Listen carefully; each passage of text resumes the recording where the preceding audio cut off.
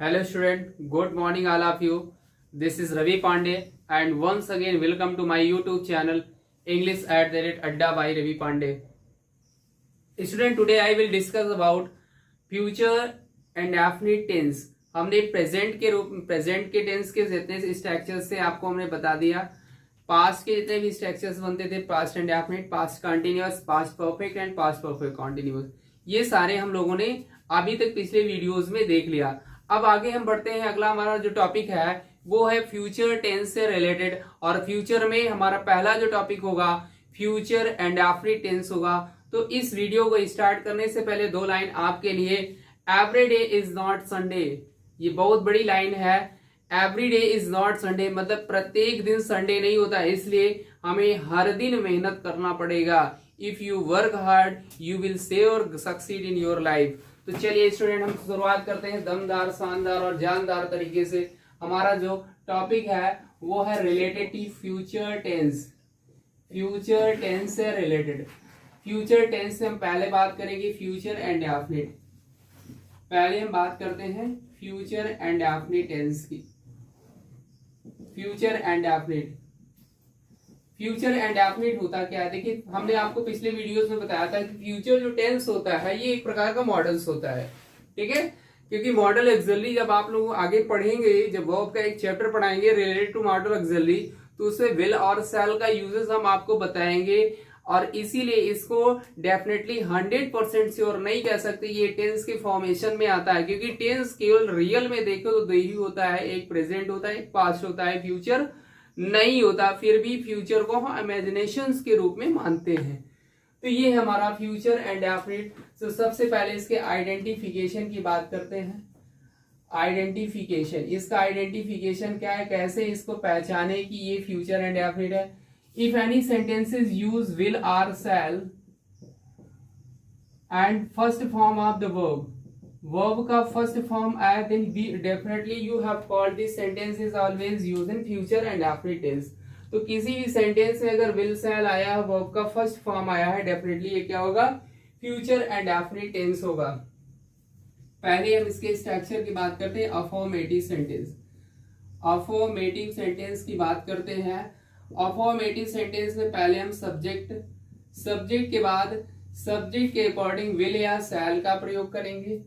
अब देखिए, दो चीजें हैं इसमें, दो ही हेल्पिंग वर्ब है, एक विल है एक शैल है, और इनका प्रयोग किन किन सब्जेक्टों पर करते हैं। तो एक चीज आप लोग विशेष रूप से ध्यान देंगे, अगर आई आया है, वी आया है, तो डेफिनेटली इसके साथ शैल का प्रयोग करेंगे। बाकी आपका he, she, it, name, you and they, इनके सब्जेक्ट के साथ हम किसका प्रयोग करेंगे, विल का प्रयोग करेंगे। किसका स्टूडेंट, विल का यूज करेंगे।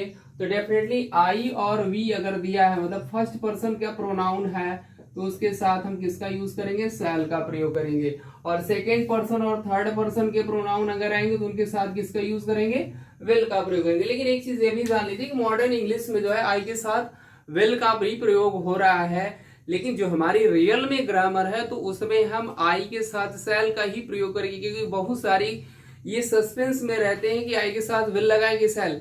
लेकिन अगर ग्रामेटिकल एरर के अकॉर्डिंग क्वेश्चंस बना हुआ है तो डेफिनेटली वहां पर आई के साथ शैल ही एब्सोल्युटली राइट माना जाएगा, विल नहीं माना जाएगा। विल तो स्पोकन फॉर्मल लैंग्वेज में हम यूज करते हैं, लेकिन ग्रामेटिकल लैंग्वेज की बात करें तो आई के साथ शैल और वी के साथ भी शैल का यूज करेंगे। तो ये हो गया हमारा पहला कॉन्सेप्ट। दूसरा कॉन्सेप्ट है नेगेटिव सेंटेंस का। नेगेटिव सेंटेंस में क्या होगा, इसमें हम पहले लिखेंगे सब्जेक्ट, सब्जेक्ट के बाद विल या शैल, इसके बाद फिर हम नॉट का प्रयोग करेंगे। नॉट के बाद main verb of the first form, then use object. ये हमारा बन जाएगा नेगेटिव सेंटेंस। अगर इसके हम तीसरे कॉन्सेप्ट की बात करें, इंटेरोगेटिव सेंटेंस। इंटेरोगेटिव, इंटेरोगेटिव में हम बात करते हैं। देखिए, इंटेरोगेटिव सेंटेंस दो टाइप्स के होते हैं, एक होता है यस नो टाइप और एक होता है WH टाइप। तो यस नो में क्या होगा, जो हेल्पिंग वर्ब होगी वो पहले यूज होगी, विल या शैल प्लस सब्जेक्ट, फिर main verb of the first form, then use object and at the last use question mark given sentences. बात करते हैं इसके WH से रिलेटेड या क्वेश्चन वर्ड से रिलेटेड। तो इसमें आपको इसमें क्या लिखेंगे, WH या question word. First of all we write, then use will या shall, will and shall, then use subject and then use main verb of the first form and at the last use questions mark given sentences। ये हमारा बन जाएगा student negative interrogative sentence को दोनों types, yes no type और WH types. आगे हम लोग बढ़ते हैं, अगला हमारा है interrogative negative sentence. Interrogative negative sentence, इससे भी दो टाइप्स के सेंटेंस बनेंगे, एक बनेगा रिलेटेड टू WH और एक बनेगा यस नो टाइप। तो बात करते हैं हम first of all yes no की। तो यस नो में क्या होगा, विल या शैल पहले आएगा, विल या शैल प्लस सब्जेक्ट। सब्जेक्ट के तुरंत बाद क्या यूज करेंगे, नॉट का प्रयोग करेंगे, main verb of the first form, then use object given and at the last use question mark. ये हमारा सेंटेंस बनेगा। इसके बाद अगर हम बात करें रिलेटेड टू WH या क्वेश्चंस वर्ड, तो इसमें क्या करेंगे स्टूडेंट, WH या क्वेश्चंस वर्ड पहले लिखेंगे प्लस विल या शैल, विल या शैल का प्रयोग करेंगे, then use subject, at subject के बाद क्या लिखेंगे, नॉट, नॉट के बाद main verb of the first form, then use given object, at the last use questions mark. Definitely ये सारे हमारे कॉन्सेप्ट हो गए। तो ये आपको हमने पहले बताया अफर्मेटिव सेंटेंस, दूसरा हमने आपको बताया नेगेटिव सेंटेंस, तीसरा हमने आपको बताया इंटेरोगेटिव यस नो टाइप और WH टाइप्स, और अगला हमने आपको बताया इंटेरोगेटिव नेगेटिव सेंटेंस, इससे भी यस नो और WH टाइप। तो स्टूडेंट ये सारे हमारे कॉन्सेप्ट है, आप लोग इनका स्क्रीनशॉट जरूर लेंगे और लगातार इनका प्रैक्टिस जरूर करेंगे, क्योंकि आपको हमने पहले ही बता रखा है कि अगर टेंस अगर आप समझ लिए तो डेफिनेटली आप 40% इंग्लिश को कवर कर सकते हैं, बाकी धीरे धीरे आप कवर कर ही लेंगे। तो इनका आप लोग जरूर लगातार रिवीजन करेंगे तो ये डेफिनेटली आपको समझ में आ जाएंगे। तो ये हमारे स्ट्रक्चर्स हो गया। चलिए हम एक एग्जांपल्स लेते हैं और एग्जांपल्स के थ्रू सारे सेंटेंस को इन फॉर्मेशन के अकॉर्डिंग, इन फॉर्मेट के अकॉर्डिंग उनको हम सॉल्व करते हैं। तो चलिए बात करते हैं, एग्जांपल्स लेते हैं।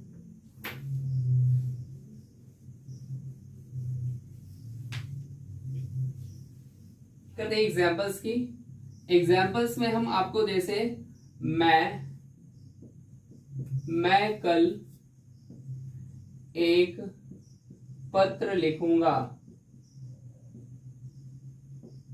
मैं कल एक पत्र लिखूंगा, डेफिनेटली ये एक सेंटेंस गिवन है, ठीक है, ये हिंदी में लिखा हुआ है, इसको हम ट्रांसलेट करते हैं। मैं कल एक पत्र लिखूंगा, डेफिनेटली यहाँ पर लिखूंगा मतलब जो सेंटेंस का सेंस है वो फ्यूचर को शो कर रहा है। देखिए आप लोग यहाँ पर मत जाइए, क्योंकि आप लोग के दिमाग में ये जा रहा है कि हम ऐसे हिंदी के अकॉर्डिंग यूज करेंगे, एट द लास्ट यूज गा गी गे ता थी, ठीक है। ऐसे अगर आप हिंदी के अकॉर्डिंग हिंदी से रियलाइज करेंगे तो सस्पेंस आपके अंदर रहेगा। तो इंग्लिश को देखो, इंग्लिश से को रिलेट करने का प्रयास करिए, क्योंकि इंग्लिश से अगर इंग्लिश को को रिलेट करोगे तभी आपको दमदार तरीके से इंग्लिश समझ में आएगी। और हमारा कॉन्सेप्ट, हमारा यही फॉर्मेट है, हमारा यही टारगेट है कि आप जो है इंग्लिश ऐसे कवर करिए कि कभी लाइफ में भूले ही ना। क्योंकि देखिए सेंटेंस आप खुद रियलाइज करिए, मैंने एक पत्र लिखा था मतलब पास्ट की बात हो रही है, मैं एक पत्र लिखता हूं मतलब प्रेजेंट की बात हो रही है, मैं एक पत्र लिखूंगा मतलब आने वाले समय के अकॉर्डिंग की बात हो रही है। तो जो आने वाला समय होगा वो डेफिनेटली फ्यूचर में होगा। तो चलिए इसको बनाते हैं, क्या हो जाएगा अफर्मेटिव सेंटेंस, आई है तो डेफिनेटली क्या लिखेंगे, शैल, I shall write a letter। अब देखिए यहां पर कल है, कल का मतलब दो तरह से होता है, एक कल आने वाला और एक कल व्यतीत हुआ जो समाप्त हो चुका है। तो आने वाले के लिए टुमारो का और जो बीत चुका है उसके लिए एस्टरडे का प्रयोग करेंगे। लेकिन आएगा मतलब आने वाला समय है तो क्या यूज करेंगे स्टूडेंट, टुमारो का प्रयोग करेंगे। तो ये हो जाएगा आपका आई shall write a letter tomorrow, ये डेफिनेटली सेंटेंस हो गया। अगर इसका नेगेटिव सेंटेंस बनाए तो हो जाएगा I shall not write a letter tomorrow, ये हो जाएगा नेगेटिव सेंटेंस। अगर इसका इंटरोगेटिव की बात करें यस नो में, तो शैल लिख देंगे, shall I write a letter, shall I write a letter tomorrow. ये हो जाएगा हमारा interrogative sentence. At the last use question mark आपको हमने कॉन्सेप्ट बताया था। अब अगर इसका WH बनाएंगे तो why shall I write a letter tomorrow. At the last use question mark. ठीक है, अभी सारे इनके एग्जांपल्स के हम हिंदी अकॉर्डिंग इनका ट्रांसलेट करते हैं, पहले इनको देख लीजिए। अब इसका हम बनाते हैं इंट्रोगेटिव नेगेटिव। तो इंट्रोगेटिव नेगेटिव में क्या होगा, शैल आई नॉट, यहां पर हो जाएगा not write a letter tomorrow.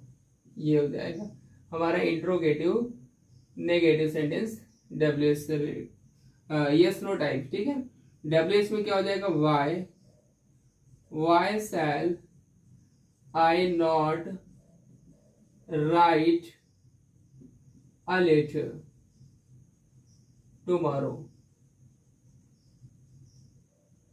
At the last use questions mark. तो देखिए स्टूडेंट्स, ये सारे हमारे कॉन्सेप्ट होंगे। अब देखिए इनके हम एग्जांपल्स को हिंदी में ट्रांसलेट करते हैं। जैसे मैं एक पत्र लिखूंगा, I shall write a letter. मैं एक पत्र नहीं लिखूंगा, I shall not write a letter.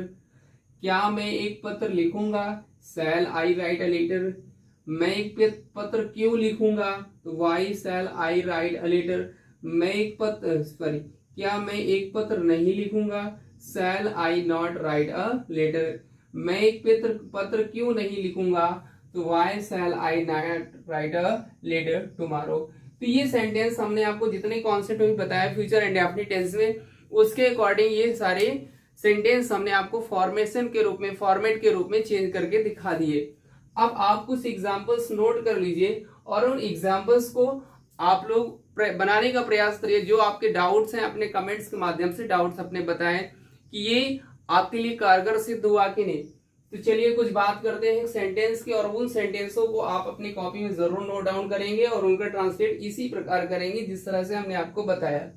ठीक है, तो चलिए एग्जांपल्स हम बोल रहे हैं, आप उनको नोट करिए। वे मैदान में क्रिकेट खेलेंगे। पहला एग्जांपल्स है, वे मैदान में क्रिकेट खेलेंगे। अगला सेंटेंस है, हम नदी में कल स्नान करेंगे। हम नदी में कल स्नान करेंगे। ये दो सेंटेंस है, और इन सेंटेंसों को ऐसे नहीं, पहले अफर्मेटिव, फिर नेगेटिव, फिर इंट्रोगेटिव, फिर इंटेरोगेटिव नेगेटिव, इस कॉन्सेप्ट के रूप में आपको चेंज करने हैं। तो स्टूडेंट ये आज के लिए इतना ही, और मिलते हैं नेक्स्ट वीडियो में। और अगला जो हमारा टेंस होगा वो होगा फ्यूचर कॉन्टिन्यूअस टेंस। नेक्स्ट हमारा जो है फ्यूचर कॉन्टिन्यूअस, तो आप लोग इसको घर से जरूर पढ़ करके आएंगे और फिर इसको हम दमदार तरीके से पढ़ते हैं और नेक्स्ट वीडियो में मिलते हैं। आज के लिए इतना ही। Thanks all of you.